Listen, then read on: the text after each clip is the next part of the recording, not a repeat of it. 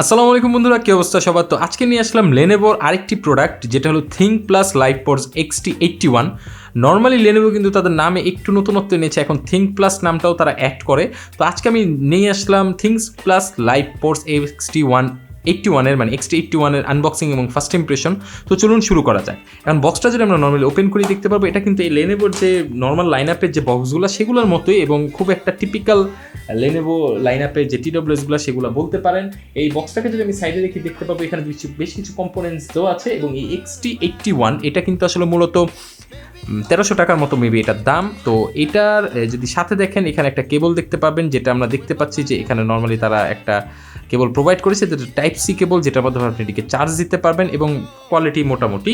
এছাড়াও ডাইরেক্ট এর মধ্যে কেসটা পেয়ে যাবেন এবং কেস দেখেন আগের থেকে ব্লিঙ্ক করছে এবং জানান দিচ্ছে যে ভাই আমি কিন্তু আছি।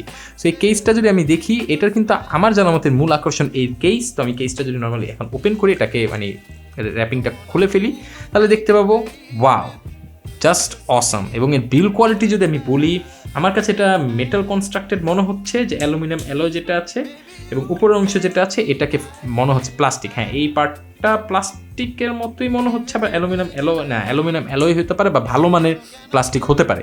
সো এর যদি বিল কোয়ালিটি বলি, ওয়াও, দেখতে কিন্তু বেশ চমৎকার একটা ভাব আছে, মানে একটা কী বলবো, আমার কাছে দারুণ লাগতেছে দেখতে। এবং বিল কোয়ালিটি যথেষ্ট পরিমাণে শক্তপোক্ত, আপনাদেরকে আমি বুঝাতে পারবো না যেটা কতখানি শক্তপোক্তের বিল কোয়ালিটি।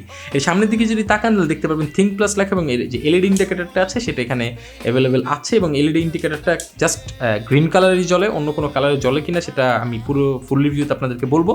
পেছনে লেনোভোর ব্র্যান্ডিং দেওয়া আছে এবং এর উপরের অংশের যে এই যে ঢাকনাটা আছে, আমরা যদি এভাবে খুলি, এটা এভাবে খোলা যায় এবং এখানে দেখতে পাচ্ছেন যে এই যে এয়ারবাডসগুলো আছে সেগুলা খুব নর্মাল মানের এবং এগুলা কিন্তু যে অ্যাপেলের যে এয়ারবাডসগুলো সেগুলোর মতো কিন্তু না, এটা অ্যাপেলের যেগুলো আছে ওটার সাদৃশ্য।